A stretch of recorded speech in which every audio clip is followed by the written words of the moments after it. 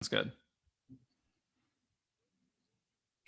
Hey, everybody, and welcome back to the show today. I'm super excited. You're going to love our guest, Jared Williams from Biblical Wealth Solutions. Jared, thanks so much for being here. Yeah, thank you, Sujata, for having me on the show. Awesome. So, everyone, Jared is the leading expert on investing for cash flow using biblical and non Wall Street investments. He has served hundreds of stewardship minded Christians from around the world to enhance their wealth, protect their families, increase their cash flow, and impact others through investing. With years of hands on experience using his biblical and better approach and 5 stages to financial freedom, he is highly respected by CEOs, doctors, engineers, and high performing sales professionals who are passionate about being faithful stewards. His insights have been featured on multiple top industry podcasts, such as the Real Estate Syndication Show, Inspired Stewardship, and Kingdom REI. As a biblical wealth strategist, he equips families to become financially free and experience the flexibility to do all that God has uniquely called them to do. Well, that is very awesome, Jared. Thanks so much. Why don't you take us back in time, give us some color on what drew you into this space? Yeah, well, like most people in the financial industry, it was not on purpose. I didn't, set out with this career goal in mind. In fact, my background was in social work, and the hope for that was to ultimately be doing career missions and living overseas somewhere else. I'll keep that part of the story short, but just got married, had children, life happened, and that didn't end up going the way that I had planned to. And so it was right before my first daughter was born that I was realizing I was going to need to make a change. We weren't making enough money to have a growing family and my wife to be able to stay home and homeschool, which was an eventual goal and what we're doing today. And so a friend of mine introduced me to a company in the financial industry. And so I spent several years in the insurance side of the industry, and then later was introduced to this idea of biblically responsible investing, which was a completely new concept for me. And just briefly, that means that we were helping investors invest into special mutual funds that have been screened to make sure it didn't include companies that were supporting or profiting from just various activities that don't align, with their Christian values. And so that was how I got into the more investment side of the world and began doing that full time for families. And that went great for several years. But as I continued spending more and more time with families, I realized that while we were helping them be better stewards and be better aligning their money with their values, there were a lot of other financial needs and financial problems that, just moving money from these funds to these funds weren't helping. And, mutual funds is what I mean there. And so then it really began a journey of trying to figure out how can I, best help folks. And I began seeing lots of problems with what I call the typical financial approach, which is putting most of your money in 401ks and IRAs and keeping it there for 30 years and dollar cost averaging and hoping that it works out, hoping you have enough when you get to retirement. And so looking for solutions, and that ultimately led me into more non-Wall Street investments and specifically various types of real estate So just investing. real quick, Jared, I just want to Yeah. pause for a second in your story because I think this is super interesting about you. So you were were you a financial planner? Yeah. I mean, and I still am today. We still do that. I just use a very different approach in it. So I'm a licensed investment advisor is probably a better term. And I help people with, comprehensive approach to their finances and manage investment portfolios and things of that nature. But I much prefer to do it in a bit of an unusual way, I guess, for typical investment advisors. Okay, yeah. And I just would love for you to expand on why it was that you kind of got sort of maybe disillusioned with or the sort of typical approach and Yeah. how that led you into real estate syndications. Yeah. So several years ago, I forget what year it was now, but I ended up inheriting about 95 clients, which is a really unusual thing to happen. But a company I was with, they changed broker dealers, and I had to change broker dealers along with them. And I'm no longer a part of a broker dealer, but I was at the time. And so they called me up and they said, "Hey, we have about 95 families. And the advisor that used to work with them passed away about 3 years ago. And they've just been house accounts and they don't have anybody that's working with them. Would you like to have these clients?" And of course, you always say yes to that question. And so over about 6 months, I was having multiple conversations a week with these clients, and almost all of them were retired or very near retirement age. So they weren't starting out. they had lived a lot of life by that point. And so just getting to hear these stories over and over and over, and seeing that for some of them things that they were doing well, some of them really weren't, and they were struggling, and some were kind of in between, but all of them had life go unexpected from what they planned. It never worked out the way they expected it to. And and I kept hearing, like we thought we were on track to have X dollars, when we were 30 or 40. And now, we're here and we don't have anywhere near X dollars, but we did all the right things and nothing even necessarily went wrong. And we just don't know what happened. And at the time, I didn't know what happened either. I didn't have good answers for them. And so it really bothered me. And so I was, doing a lot of investigating behind the scenes, like spending, nights and weekends and stuff, researching and building spreadsheets and, trying to figure out what happened. And ultimately, I found that there were a number of issues, but some of the really hidden, what I called definite risks. So not maybe risks, but definite losses or definite risks, things that people didn't realize were happening, but were happening to them was, the impact of stock market volatility over long periods of time, not even crashes, but just the normal ups and downs really had a huge impact on investor returns. And then fees, normal investment advisor fees, like I was getting paid, and mutual fund companies and other fees tend to stack up on each other, and it had a huge impact. And it showed me why they could punch into a calculator online while they were on track to have X, or a financial planner could tell them you're on track to have X. But when they didn't, when they were just using a calculator and not real life volatility and real life fees, it would cut their their end result in half. I mean, half their wealth was gone due to these things that they had been set up, to have happen to them from the very beginning. And so I was seeking to find solutions to those problems. And now, there's more problems that I'm aware of. And I think real estate's a good solution to many of those as well. But that's what really drove me to, okay, we can't just rely on mutual funds in our IRAs or our 401ks. There has to be a better way. We've got to, avoid volatility, not risk, but avoid this volatility and find better ways of paying fees or getting more for our money if we are going to be paying fees for something. Awesome. Thank you for explaining that. And I definitely feel aligned with that approach. I want to take us back to something that you were mentioning before, which was the biblical wealth approach, or the strategy for sort of responsible investing. I know that was an important part of what you were doing and still is. Can you expand on that? Yeah. Yeah, happy to. So, it is fairly simple. The reality is, and most people had never thought about this, and this was something that I had never thought about either. I was introduced to this idea, but the vast majority of Americans are investing in the stock market, and a large number of those companies, especially the large companies, which are the more quote unquote safe ones that people are invested in, they're involved in various different ways with activities that I would consider to be unbiblical. The big three for me were abortion, pornography, and addiction. That they're either supporting those things or they are profiting from those things. And I know not everyone aligns with those values, but those were important values to me and important values to my clients. And so we were using funds that had a screening process behind them, so that they were excluding those companies and building mutual funds around the companies that they weren't necessarily Christian companies. And I mean, I could get on a soapbox if that's not even really a thing.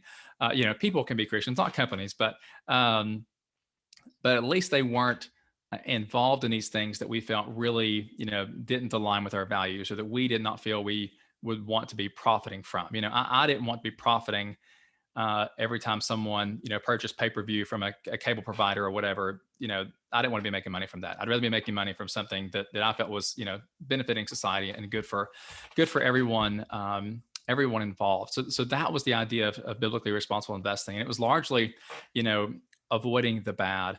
And as I thought more about that, I realized that I think an equally important, if not more important piece is doing good with our investments. And so this was a little bit later, but as I began learning more about, real estate investing specifically and other types of off Wall Street investments, I realized that like my money and my investors' money could have a direct positive impact, could really be a blessing to others in that process. I'm not just buying secondary shares that are traded all the time on the stock market, but money is going to this property, this project, this organization that is using it to bless the lives of others and truly have impact.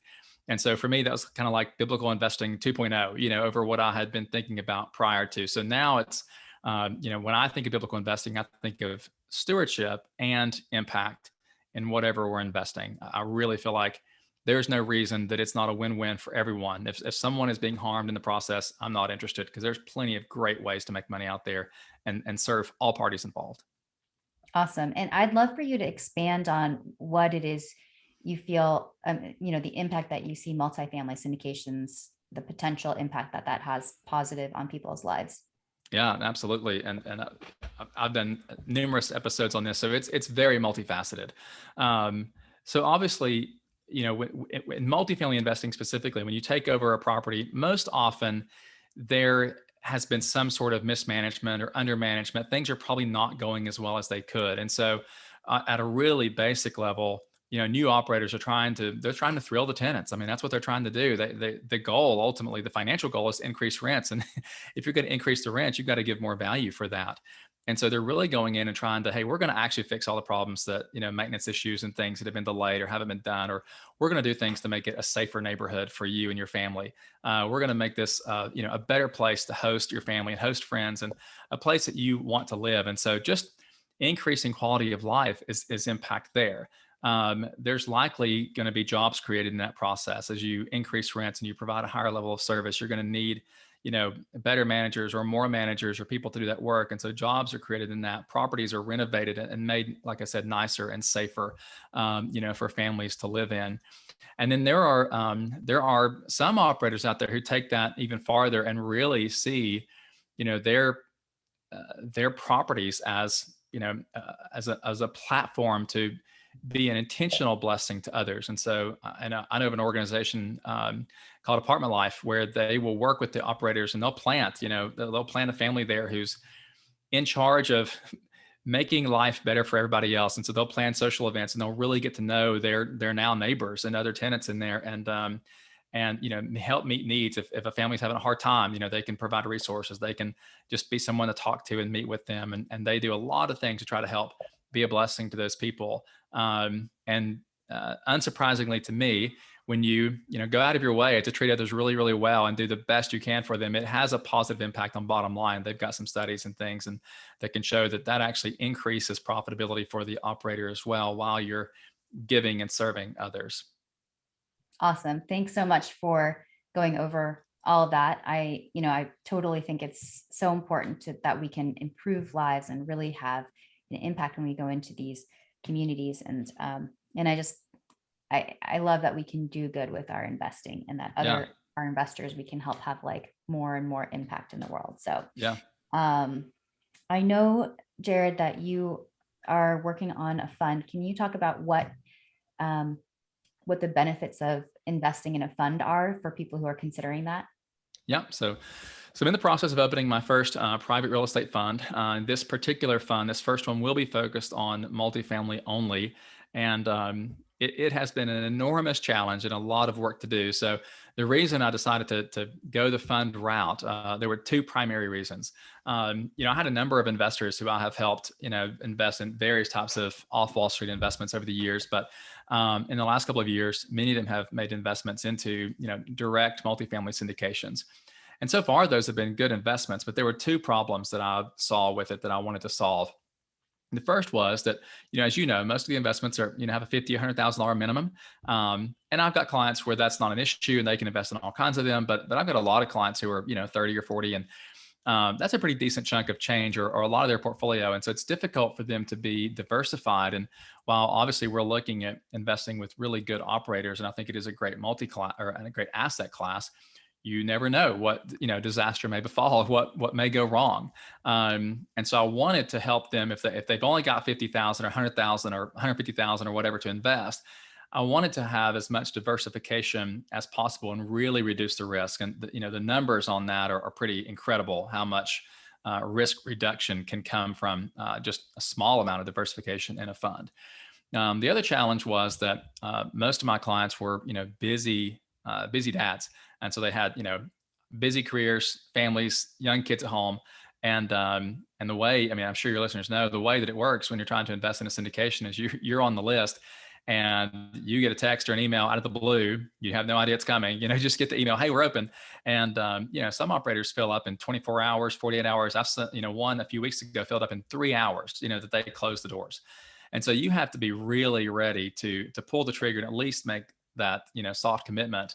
And you're not on the hook or obligated at that point, but you still only have 2 weeks maybe to really do all your due diligence, to read the PPM, to watch the webinars, to have the, investor calls and all the things that you should be doing, in order to make a prudent investment. And for my clients, that was really challenging. And frankly, it was challenging for me to try to help, keep up and be like, hey, did you see this? Did you need to schedule a call? And I can't be too involved, legally, I couldn't be too closely involved in that, sales aspect of it. And so a fund would allow them to make a single investment with me where we don't have that time crunch. We can take weeks or a couple of months and really do the due diligence and ask all the questions, and it be a more simple, convenient process. And then they're obviously getting most of the reward with way less risk through the fund model. So that is what had led me to go down that route. Makes sense. And yeah, would you speak to, I just want you to expand on this sort of like protective power of diversification through the fund. Did you pretty much sum it up, or is there anything else you want to add to that? Yeah, I can put some numbers to it. It's a little difficult to understand if you're not actually looking at it, but it's really helpful to see some numbers there. So I made a spreadsheet to take a look at this, and I know again, listeners won't be able to see it, but I can, describe it pretty quickly. And I think that will help to make sense there. So I made a spreadsheet that compared a single property investment with a fund investment. And so this is obviously hypothetical, but imagine that the single syndication is expecting to make 100% return over 5 years, 20% and annual average cash flow. That's pretty typical. And let's say that the fund, after its own, fees and additional sponsor compensation, everything is going to make 80% over time. So, obviously that's where you're getting most of the reward, but you do have to give up some of the reward to get the protective aspect of diversification in a fund. So if everything went according to plan, obviously you were better off being in that single investment and making 100% return versus in a fund and making, again, hypothetically 80%, in that fund. But what if, a single investment underperformed by 50%? So it didn't lose, it just only did half of what you thought it would. So now your investment, or your return on the single investment is 50%. With a fund, if one of 5, let's say 5 investments are in that fund, they're all equal. If one of them underperforms by 50%, you still have 72% return versus, what would have been 80. It's a fairly small loss versus a 50% loss with a single investment. If a single investment, something went bad, say they got below a certain occupancy level and, they lost the property altogether, actually that'd probably be an even bigger loss. But let's say that it returned principal only. It didn't actually lose, but you only got your principal back. You didn't make any gains on it. You have a 0% return. You got your principal back. If that happened inside of a fund, you still have a positive 64%, total return over that time frame. And in fact, it takes 3 out of 5 of the holdings of the investments to completely lose everything before you have an actual loss. If unthinkable happened and 2 out of 5 lost everything, you still have a positive return, and all of your money back. It would take 3 of 5 before you actually have a loss, and even then, it's a relatively small loss. And so that is what I mean when I'm talking about the protective power of diversification. A whole lot has to go wrong in order to actually lose money. So it's very, very strong for preserving capital, which, one of my kind of mantras I tell people all the time is, we can win by not losing. So I really want to make sure we don't lose first, and then we'll get as much gain on top of that as possible. Yeah, for sure. I think that was a really awesome breakdown of why it's important, or what the benefits of investing in multiple assets are, and being able to spread, a smaller investment, whether it's $25,000 or even $50,000 out amongst, 5 different properties. Yeah. So thank you for breaking that down in the numbers. And so Jared, I am so glad that we got to have you on the show. Is there anything else that you'd like to, what's one takeaway that you'd like to leave with our listeners? I assume people listening to this are interested in multifamily investing. So I would just encourage them to do their due diligence and see, what mechanisms there are for, reducing that risk. I mean, I'm biased, obviously, but I think, regardless of who it is, if you can find a fund to invest with or do it yourself, if you have the capital and you have the time, to have multiple syndications in your portfolio, I think that's well worth the time. Every investment looks great on paper, or you wouldn't invest in it. It's when things don't go according to plan, and I've seen that happen. Not in multifamily specifically, but I know it does, and I've seen it in other investments. So, I think that being willing to go off Wall Street first of all, and then diversify that risk is a great part of the strategy. Awesome. Okay, Jared. Well, thank you so much for coming on. I would love to shine the spotlight on you. Will you please tell the listeners how they can get in touch with you and anything else you'd like to share? Sure. The easiest way to learn more about what I do is at my podcast. It's the Biblical Wealth Podcast. So you can search for that in any kind of podcast player. Again, the Biblical Wealth Podcast. And my website is biblicalwealthsolutions.com. And so that should have all the most up-to-date, services and things that we do and education that we provide. Again, biblicalwealthsolutions.com. Awesome. Well, I hope you all reach out to Jared. Thanks so much, Jared, for coming on the show. See you next time. Thanks, Suja.